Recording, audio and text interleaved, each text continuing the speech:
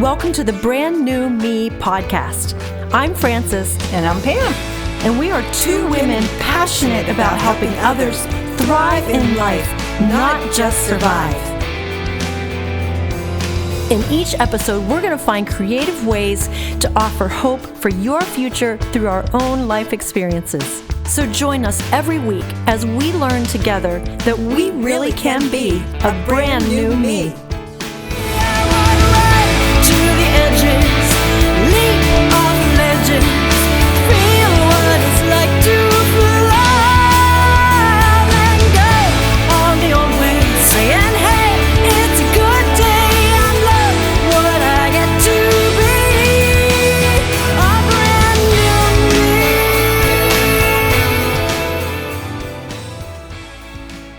Welcome to episode number 36. This is part 2 of an interview with Steve Long, the camp manager, director at Dublin Gap Center back here in Newville, my hometown.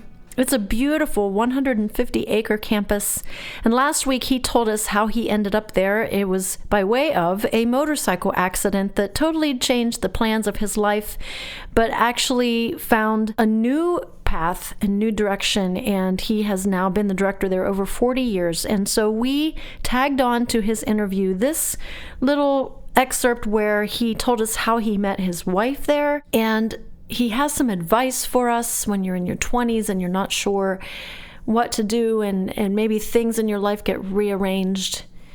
And he's going to tell us how camping life has changed. So, hey, grab your imagination, pretend you're sitting by the lake and the fire's crackling and all the bugs are gone and you're just enjoying a little fireside chat with Steve.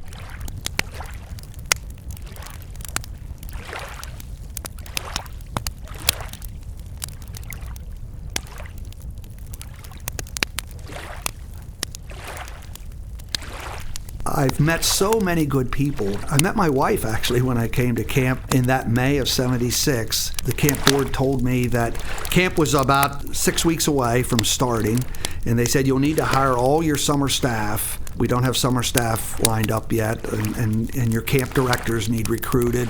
So there was a lot to do in 6 weeks. None of that was, intimidating to a 24-year-old. I could do about anything, I thought. But he said there is one staff person that's coming back from last year. It's the office secretary. It's a young girl. She's going to school at Shippensburg College. So she wants to come back, so you don't have to hire a secretary. And I thought, well, that's good. Then somebody will at least know what's going on around here. The secretaries usually know more than most people anyway. Well, as it turned out, that secretary ended up becoming my wife 2 years later. We worked together for 2 years, realized that she had a love for the camp and its ministry, and she was local. Her family was the Barrick family. Her dad hauled milk in the area, and they were longtime residents of the area. So it turned out that was God's plan all along, too. So I gotta know, were you guys attracted to each other right away, or did it take a while? Oh, it definitely took a while, because when Amy first met me, it was a couple summers before my accident even. I was a volunteer director at the camp, and I was in charge of one of the wilderness camps, which is a group of kids that stayed over in the woods all week and did their own cooking and hiked and fished and got dirty all week. It wasn't the resident camping that happens in the main lodge at the camp. As a director, I would go over to the main lodge every day to pick up mail and pick up supplies. And Amy was in the office, and she mentally made a note, wow, does he ever look rough? And not in a real good way, I think, because I was... not rough and tough. Not rough and tough, just rough, just the rough part. But I had a dog with me. We were wilderness campers. So that was her first impression of me. And then when she found out I was the one coming to camp, and that's who was going to be working with her in the summer, I don't think any lights went off for her. But I did clean up my act in order to come there. And so I guess it took 2 years, but it was a good match now. And I'm sure I would not have been there 40 years without without that. So I do feel that was part of God's blessing and hopefully plan that allowed both of us to make a career of this, because I was still under the impression when I got the job that this was like a 5-year missionary service, and then I could keep going for whatever else the Lord had in store for me. So I didn't see this as a career when I first came. But with Amy's help, together as a team, it became a career and it became a lifestyle. And that's part of what I like about it, too. I live right on the grounds. I live in the same apartment I did when I moved in there in 76. It looks a lot nicer now than it did when I lived there by myself. But it allowed that whole growing up time for me and my wife and then all of our children. It became home and not just a place of work. Everything about that camp is part of my life. It's not the job, although I like pretty much everything I do. Partly because I get to decide what I do or not, since there's no one on site that's in charge of me. So, not even Amy? No, I stand corrected. I do have pretty much a perpetual honey-do list, and she tells me what to do on a lot of days. You've seen a lot of kids come and go. What changes have you seen in kids now that are coming? How are they different than kids 30 years ago? Kids are overall smarter kids, more aware of what's going on around them in the sometimes the bigger picture.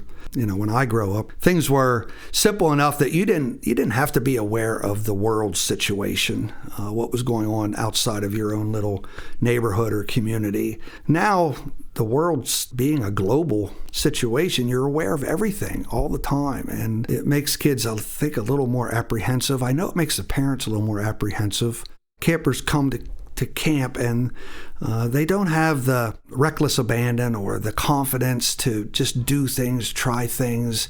Everything is so affected by safety, security. If you saw a log across the creek 30 years ago, everybody walked across the log to cross the creek. And now kids don't want to do it and the leaders don't want them to do it. So it's a lot of the adventure that has been taken out of camping or outdoor living. Everything needs to be double harnessed, tied, tested, policies written down, how you do this, who does it, do you have release forms? So I see that change has affected not only what we do, but it's affected the kids. A lot of them have lost this adventure spirit that I think is what I was used to growing up. I mean, everything was an adventure. From the time you got up in the morning, you would go make your own or find your own adventure. And now that's just not much of anybody's reality anymore. Just to go outside and don't come back till sundown is not an acceptable thing anymore. So I see that change in there, and I see because of that, I see campers being have less physical abilities or capabilities. We have a couple places out at the camp where you would hike to go. We would have outdoor Vespers, and some of the Vesper spots are 300-400 yards away from the main building, up in the woods. You take this trail and then you sit up there. Well, we don't even use those spots very much anymore because a good percentage of our campers can't make that 400-yard walk through the woods anymore. Okay, that explains a lot, because I was honestly just out there yesterday hiking toward Flat Rock, and I noticed that there's a preferred trail and a more challenging trail. I'm like, that's different. I took the preferred, but not because I didn't want to do the challenging. I thought that's the trail I took coming up, so I left one of my sweatshirts on the trail. I thought I'll pick it up on the way back, but I couldn't find my way back the way I went up. So it wasn't that I didn't want the challenging course. I just wanted to be sure I was on the one that had the shirt. It actually turned out to be challenging because it was really muddy. And I ended up sliding around and falling on my butt and straining my neck and hitting my elbow and wrist and skidding my knee. But so is that part of the change, that you now have the preferred course or the challenging course? Yeah, that's actually not our doing. That's the state did that, but it's the same concept, the same demand for that is to make things more usable, more functional, and it's just the way the average youth where they're at right now is they don't get challenged physically. Now, There are certainly challenging sports that kids get involved in, and they can excel in that. And so it's not a across the board 100% observation, but the average of the campers that come, or the average of the youth that are in junior high and high school, or maybe even in elementary, don't have that adventurous spirit, and they're not exposed to that much physical activity. And a lot of schools have actually dropped phys ed class because they're pressed to get all the academic training in that they think they need, and so they pass it by. And neighborhoods don't have the backyard games or play games that take place that used to in neighborhoods where everybody was out playing, partly because they have good entertainment inside now. TV, when I grew up, had 2 channels, and one of them was so snowy you could hardly watch it. So, there wasn't a lot of reason to stay inside. And so everything was done outside, and I think it created more of a physical group of young people growing up. I think you mentioned to me how technology has affected it too. They bring their phones. Talk about that just a little bit. We were happy not to have Wi-Fi and phone service for most of the years, but just about 2 years ago, Verizon built a tower, not close enough to the camp that now we do. We've always had a policy ever since cell phones came on the scene that we ask campers not to bring cell phones to camp.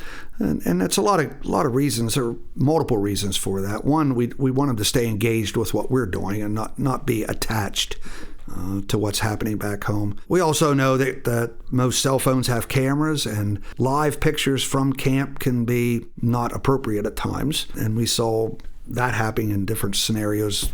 On the news, we see things like that. So it didn't seem to us to be compatible with the program we were trying to run to have cell phones. But that doesn't stop some campers from bringing them. And we ask them to turn them in first, or we ask them to take them home or send them home with the parents. And then if that doesn't work, we ask them to turn them in. And if they become a distraction, ring or something during some of our programmings, then we'll confiscate them or give them the choice. If they can't turn them in, then we'll give them a chance to go home. But we often know also it's not the campers. It's a lot of times the parents instruct them to keep this phone in your suitcase and don't turn it on unless you need it. But if you need to call me some night, you can call me. Our concern is, what really are you teaching your camper by breaking that rule? There's a bigger principle involved with parents actually not only condoning it, but being a conspirator with it to have this contraband phone and tell them to call me if you need me. And so it takes away that opportunity for campers to be independent and to be detached from home. Particularly for some of the younger campers that are in elementary school, it can be a real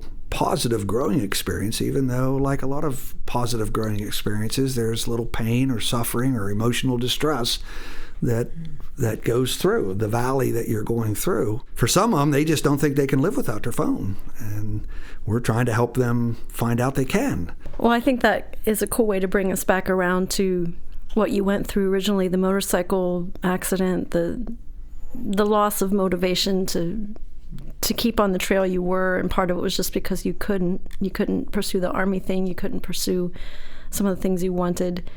In closing, what would you say to a younger person they're 19, they're 20, they have all these ideas and plans and hopes of what they're going to be? What would your advice be to them? Well, I would encourage them to pursue them. Don't give up on them. Sometimes God has a better plan for us. Sometimes God allows us to live out our plan, and I think He can, as being sovereign God, can direct our paths that'll still be profitable and fruitful and glorify Him in all that we do. I would encourage young people to always move forward. Keep moving forward. God can direct a moving vessel a lot easier than one that sits still. As He did with me, I'm sure the Lord probably had a lot more discrete opportunities for me to change directions or change paths. But it took a pretty strong knockdown for me to get me where I think really is a good path to be on for the Lord. Not that if I'd have been a military pilot or a commercial airline pilot, would that have been outside of God's use? I think he could have still used me, and I think I would have still made myself available. But I trust the Lord to know that it wouldn't have been as good as this path. And knowing where I was in my journey in school and, the circle of friends that I had, I look back and I think I really wasn't growing closer to the Lord back then. If anything, I never abandoned my faith, going to church and maintaining all of those my devotions. I never gave up on that, but I wasn't committed to being all that I could be for the Lord. And so I'm not very confident that if I'd have got what I wanted, if I would be where I'm at now with my relationship with the Lord.